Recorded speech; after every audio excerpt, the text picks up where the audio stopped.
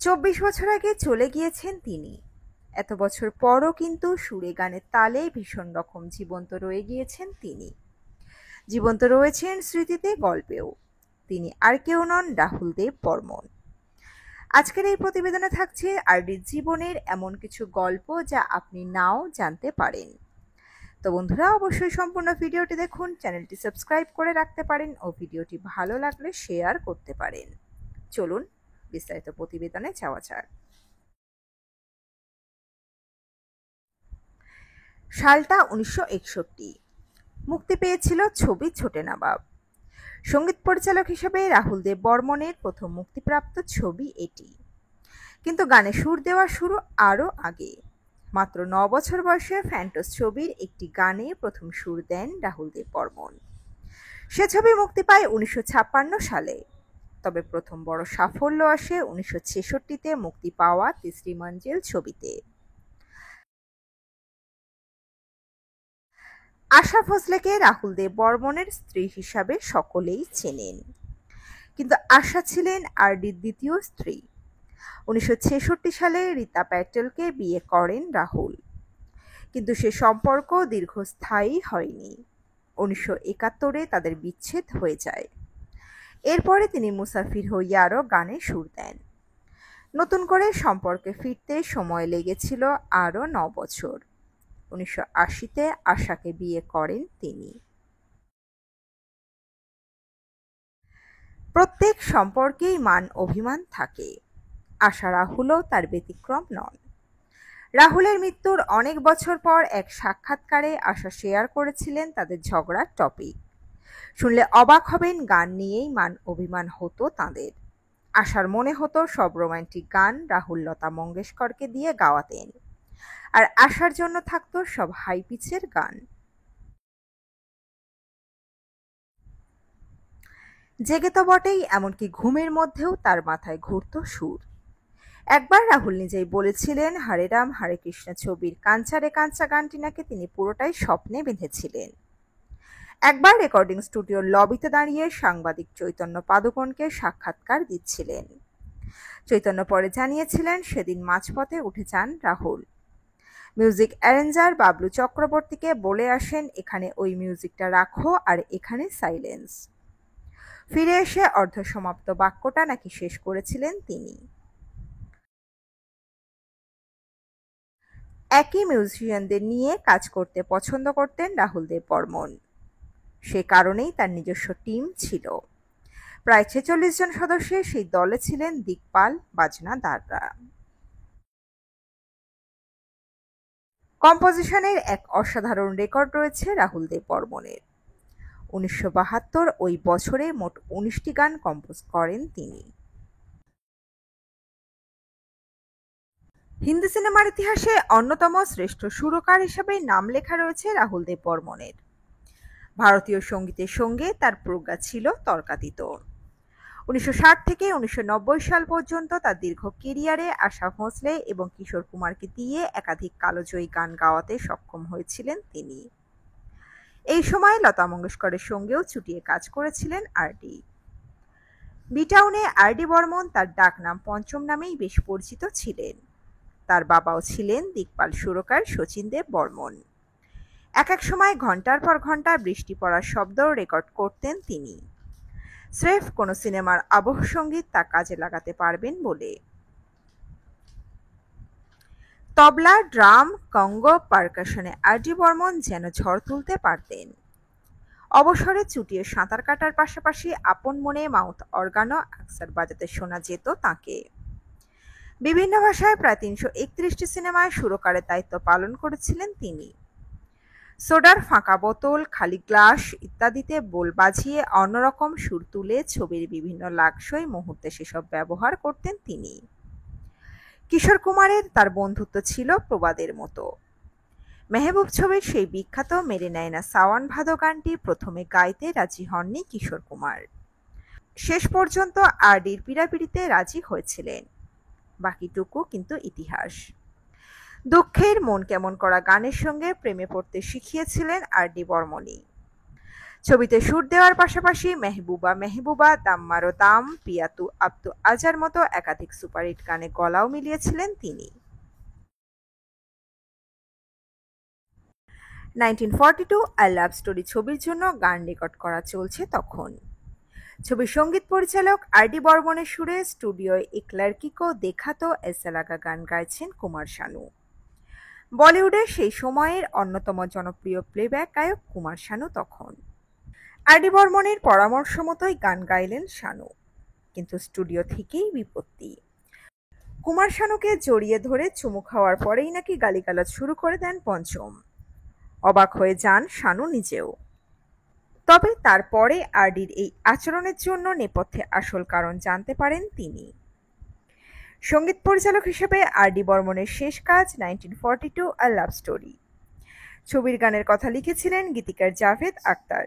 এক লড়কি কো দেখা তো ऐसा लगा গানের কথায় অনেকগুলি জয়সে শব্দ রয়েছে। গান রেকর্ড করার আগে কুমার শানুকে তিনি বলেছিলেন তিনি যেন প্রতিটা জয়সে আলাদা আলাদা রকম ভাবে গায়, সেভাবে গাইলেই নাকি গান হিট। পঞ্চমের পরামর্শ মতো সেভাবেই গোটা গান গেয়েছিলেন শানু। মুক্তি পাওয়ার পরে সুপারহিট হয়েছিল ওই গান। তবে গান গেয়ে স্টুডিও থেকে বেরিয়ে আসার পরে আরডির অন্য রূপ দেখেছিলেন কুমার শানু। স্মৃতিচারণ করে শানু বলেন, পঞ্চম দার দূরদৃষ্টি ছিল অসামান্য। একটা গানকে কিভাবে হিট গানে পরিণত করতে হয় উনি তা জানতেন। আমি গান গেয়ে বেরিয়ে আসার পরে পঞ্চম দা আমাকে জড়িয়ে ধরে চুমু খান। তারপরেই শুরু হয় ওর অকথ্য গালিগালাজ, আর সেই গালিগালাজের কোনো বাছ বিচার নেই। কিন্তু কেন? শানু বলেন, পরে আমি জানতে পারি ওর গানের রেকর্ডিং খুব পছন্দ হলেই নাকি উনি এভাবে গালিগালাজ করতেন। সেটা শুনে আমি একটু স্বস্তি পাই। 1994 সালে মুক্তি পেয়েছিল বিধু বিনোদ চোপড়া পরিচালিত ছবি 1942 আ লাভ স্টোরি। ছবিতে অভিনয় করেছিলেন অনিল কাপুর, মনীষা কৈরালা, জ্যাকি শ্রফ, অনুপম খের, ড্যানি ড্যাংজম্পার মতো আরও অনেক অভিনেতারা। ছবির গীতিকারের ভূমিকায় ছিলেন জাভেদ আখতার। গানে সুর দিয়েছিলেন রাহুল দেব বর্মন। সুরকার হিসাবে এটি শেষ ছবি তার। আর ডি বর্মনকে হিন্দি চলচ্চিত্র শিল্পের মূল সুরকারদের মধ্যে গণ্য করা হয়। পঞ্চম 9 বছর বয়সে প্রথম গান এ মেরি টুপি পালট গয়া রচনা করেন, যেটি তার বাবা 1956 সালে চলচ্চিত্র ফান্টুসে ব্যবহার করেছিলেন। আর ডি বর্মন তিসরি মঞ্জিলে চমৎকার সঙ্গীত দিয়েছিলেন। এই ছবির পর পঞ্চম দায়ের নাম ফিল্ম ইন্ডাস্ট্রিতে ব্যাপক জনপ্রিয়তা পায়। 1970 সালে মুক্তিপ্রাপ্ত দেব আনন্দের চলচ্চিত্র হরে রামা হরে কৃষ্ণার সুরকার ছিলেন তিনি। সঙ্গীত পরিচালনা ছাড়াও পঞ্চম দা অনেক ছবিতে তার কণ্ঠ দিয়েছেন। এছাড়াও তিনি ভূত বাংলা, প্যার কে মৌসুমের মতো ছবিতেও অভিনয় করেছেন। 70-এর পঞ্চম শুধু বিদেশি সঙ্গীত নিয়ে পড়ে থাকেননি, শাস্ত্রীয় সঙ্গীত নিয়েও বেশ কিছু কাজকর্ম করেছিলেন তিনি। পাশে পেয়েছিলেন গুলজার সাহেবের লেখা আর কিশোর কুমারের গলা। আর.ডি, গুলজার আর কিশোর কম্বিনেশন সমস্ত ব্লকবাস্টার। কি সব গান বেরিয়ে এসেছিল এই তিনজনের যুগলবন্দিতে। মুসাফির হো ইয়ারো, ও মাঝিরে, আপনা কিনারা, তেরে বিনা জিন্দেগি সে কোই, তুম আগায়ে হো নূর আগায়া হে, আনে ওয়ালা পাল জানে ওয়ালা হে বলে শেষ করা যাবে না। তবে কিশোর কুমারের সঙ্গে একটা আলাদা সম্পর্ক ছিল আর.ডি। বন্ধুরা, ভিডিওর পরবর্তী অংশে যাওয়ার আগে আপনাদের কাছে একটি কমেন্ট রেখে যাচ্ছি। আর.ডি বর্মনের সুর করা কোন গানটি আপনাদের সবচেয়ে পছন্দের? জানাবেন কমেন্ট বক্সে কমেন্ট করে। বা আর.ডি বর্মন সম্পর্কে আপনাদের কোনো মন্তব্য বা মতামত থাকলে সেটিও কমেন্ট বক্সে কমেন্ট করে আমাদের জানাতে পারে। 70-এর দশকে ভারতীয় সিনেমার গানে প্রায় রাজত্ব করে গিয়েছেন তিনি, বিশেষত হিন্দি ছবির গানে। সেই রাহুল দেবকে 80 দশকে অপেক্ষা করতে হতো কাজের জন্য। তবে ফিল্ম ইন্ডাস্ট্রিতে একটা ধারণা রাতারাতি তৈরি হয়েছিল রাহুল দেব বর্মনকে দিয়ে সুর করালে সে ছবি নাকি চলবে না। আর এই কারণেই সেই সময় নিজের সৃষ্টিতে সে সময় ডুবে থাকতেন পঞ্চম। তবু 80-র দশকে যে সমস্ত ছবিতে তিনি সঙ্গীত দিয়েছিলেন তাও কিন্তু একের পর এক হিট। তালিকা দিকে চোখ রাখলেই বোঝা যাবে सन बरसात की एक रात, রকি, কালিয়া, সত্তে পে সত্তা, সনম তেরি কসম, মাসুম, বেতাব, জিভা, সাগর, ইজাজত, পরিন্দের মতো ছবির দিকে। 330টি ছবির সঙ্গীত পরিচালনার পর, অসংখ্য পুরস্কার জেতার পর হাত গুটিয়ে বসে থাকতেন আর.ডি। কেউ কাজ দিতে চাইতেন না আর তাঁকে। তার ৩৩১ নম্বর এবং শেষ ছবি 1942 আ লাভ স্টোরি। শেষ ছবিতেও তিনি কত বড় সুরকার তার প্রমাণ রেখে গিয়েছেন। ১৯৯৫ সালের ফিল্মফেয়ারের অডিটোরিয়ামে সেদিন তার গানগুলোর হয়তো থাকাই হতো না যদি না বলিউডের এক উঠতি পরিচালক ইন্ডাস্ট্রির ট্রেন্ডের বাইরে গিয়ে তার সুরের উপর বিশ্বাস রাখতেন। অনুষ্ঠান শুরু হলে দেখা যায় সমস্ত সিনেমাকে পিছনে ফেলে একটার পর একটা অ্যাওয়ার্ড জিতে চলেছে বিধু বিনোদ চোপড়ার 1942 আ লাভ স্টোরি। এবার এলো সেই মাহেন্দ্র খন, রাখি গুলজারের গলা দিয়ে বেরিয়ে এলো সেই বছরের সেরা মিউজিক ডিরেক্টরের নাম। নামটা আর.ডি. বর্মন। গোটা ভারতের প্রিয় পঞ্চম দা। জীবনের শেষ দিনে পঞ্চম দা সম্পূর্ণ একা হয়ে পড়েছিলেন। এতটাই যে আশা ভোঁসলে যখন হার্ট অ্যাটাক হয়েছিল তখন তার সঙ্গে ছিলেন না। রাহুল দেব বর্মন ১৯৯৪ সালে মাত্র ৫৪ বছর বয়সে মারা যান। মৃত্যুর পর যখন তার লকার খোলা হয় তখন তাতে ছিল মাত্র ৫ টাকা। ১৯৯৪ সালে ৩রা জানুয়ারি, যেদিন ওর মুম্বাইয়ের ফ্ল্যাটে নিঃসঙ্গ রাহুল দেব বর্মন বুকে অনেক ব্যথা নিয়ে মারা গেলেন। শরীরে তো বটেই প্রচুর ব্যথা জমেছিল, মনেও অর্থকষ্টে ছিলেন প্রবল। তবু একা একাই লন্ডনে গিয়ে হার্ট সার্জারি করিয়ে এসেছিলেন তিনি, এক প্রকার বাধ্য হয়েই। একদিন আশা ভোঁসলে দেখতে এসেছেন দেখে বিহ্বল হয়ে বলেছিলেন, জানতাম তুমি আসবে। উত্তরে শুনতে হলো আশা আমেরিকায় শো করতে যাওয়ার পথে খানিকটা যেন ভদ্রতা রক্ষা করেছেন মাত্র। তার সুর দেয়া ছবি একের পর এক ফ্লপ করে যাচ্ছে তখন। অপয়া বলেও তকমা নিতে হচ্ছে। এক সময়ের কাছের বন্ধু কিংবা মোসাহেবরাও আর তার পাশে নেই। বিধু বিনোদ চোপড়া তাকে ডাকলেন 1942 আর লাভ স্টোরির জন্য।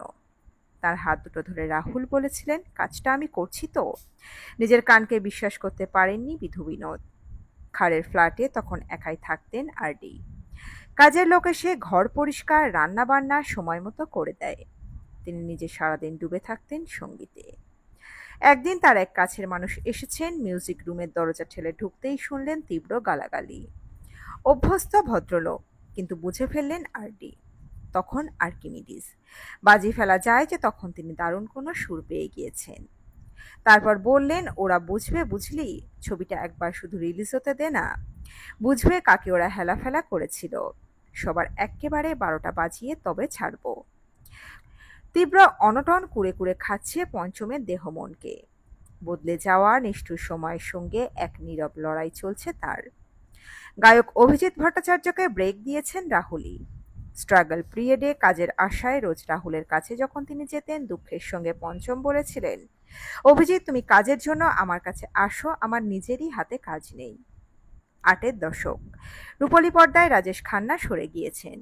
আছেন angry young man Amitabh Bachchan আর ডিস্কো ডান্সার মিঠুন। বচ্চনও প্রায় অস্তে। বলিউড তখন মিঠুনময়। বাপি লাহিড়ীর বাজার প্রায় উপচে পড়ছে, কাজ কমে এলো আর.ডির। না জানা চোরা পথে কাজ চলে যাচ্ছে অল্প খ্যাত মধ্যম মানের নতুনদের কাছে। এমনকি তাকে কাজ দিয়েও মাঝপথে দিয়ে দেওয়া হচ্ছে অন্যদের। পর্দায় তখন আধিপত্য দাপুটে নায়কের। তাকে ঘিরেই অন্যান্যরা। প্রেম, বিরহ, রাগ, প্রতিহিংসা সবকিছুই তার নিয়ন্ত্রণে। প্রযোজকরা অত বেশি খরচা করছেন না সুরের পেছনে। গান আর তার শিল্প নিয়ে মাথা ব্যথাও নেই। ছবির ভাষা এমনকি বাজারও বদলাচ্ছে। অতএব দরকার ফুরিয়েছে আর.ডি. বর্মনের মেলোডির। রিদমের অনেকের বলেন, বাপি লাহিড়ীর উপর নাকি রাগ বেশ স্পষ্ট ছিল আর.ডি। ঘনিষ্ঠ মহলে তাকে ব্যঙ্গ করে ডাকতেন উল্লাসনগর কি আর.ডি. বর্মন বলে। এই তুচ্ছতাচ্ছিল্যের মূল্যে নাকি এক মজার ঘটনা।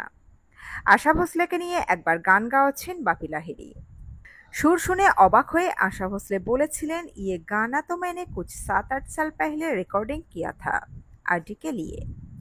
শোনা যায় মুম্বাইয়ের কাছেই উল্লাসনগরে তখন পাইরেটেড বিদেশি গানের ভিডিও আর অডিও ক্যাসেট পাওয়া যেত।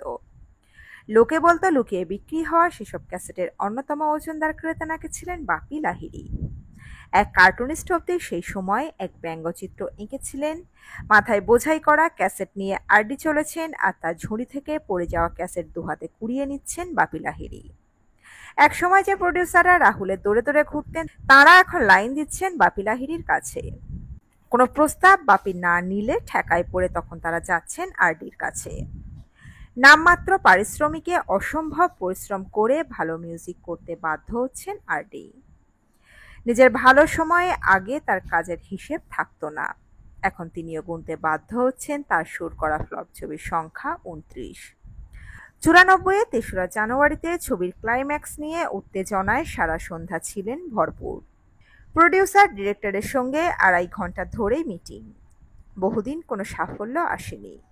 সুযোগ পেলে আবার একটা কিছু করা যাবে। আরডি জানেন তিনি পারবেন। মিটিং শেষ করে তিনি বেরিয়ে গেলেন সান্তাক্রুজে শক্তি সামন্তের বাড়ির ডিনারের নেমন্তন্নে। সব পুরানো বন্ধুই ছেড়ে যায়নি তখনও। বন্ধু শক্তিকে বললেন ছবিটা শুধু একবার মুক্তি পেতে দিন, দেখবেন আবার বাজার জমিয়ে দেব। ১২:৩০ নাগাদ বাড়ি ফিরলেন তিনি। দারোয়ানকে ৫০ টাকা বকশিশ দিলেন গাড়িটা একটু পার্ক করে দেওয়ার জন্য, কারণ শরীরটা ঠিক লাগছিল না। ডাক্তারের নিষেধ অগ্রাহ্য করে নিজেই টানা ড্রাইভ করেছিলেন। রোজকার মতো ঘরে ৪০ ইঞ্চি টিভিটায় বিবিসি দেখতেও বসলেন, কিন্তু শরীরটা হঠাৎ অস্বস্তি জানান দিল। পূর্ব অভিজ্ঞতা থেকে বুঝলেন লক্ষণ ভালো নয়, কাউকে ডাকতেই হবে। রাত ২:৩০টায় ঘরের বেলটা বেজে উঠতেই ছুটে এলো কাজের লোকেরা। তারা দেখল তিনি শুয়ে আছেন, জিভ বেরিয়ে গেছে। কাজের লোক সুদাম চটপট মুখে সার্বিট্রেট স্প্রে করে দিলেন, তার আগে থেকে ট্রেনিং দিয়েই রাখা ছিল। ড্রাইভার রমেশ তড়িঘড়ি অ্যাম্বুলেন্স ডাকলেন। সেক্রেটারি ভারত একজন ডাক্তারও নিয়ে এলেন।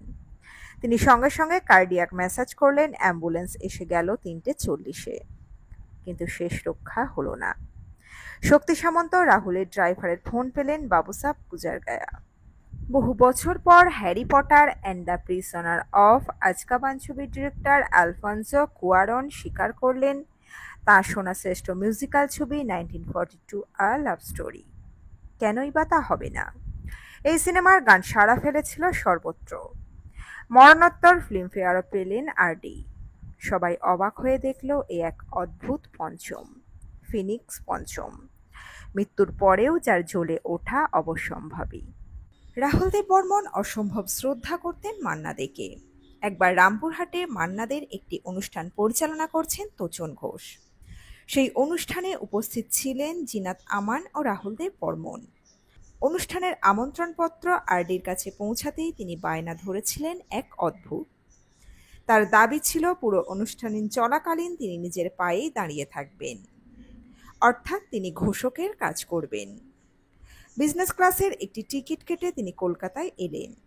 সেই অনুষ্ঠান আজও ভুলতে পারেননি রামপুরহাটের দর্শক।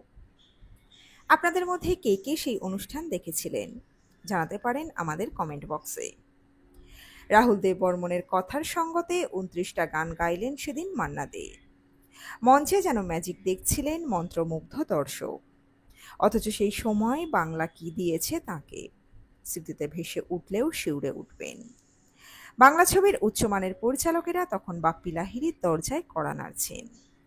সম্ভবত দর কষাকষিতে ঝামেলা লেগে গেল একবার। তখন তারা নিরুপায় হয়ে এলেন রাহুল দেব বর্মনের কাছে। অনেক কম মূল্যেই রাজি হতে বাধ্য হয়েছিলেন তিনি। তখন তিনি প্রায় কোণঠাসা।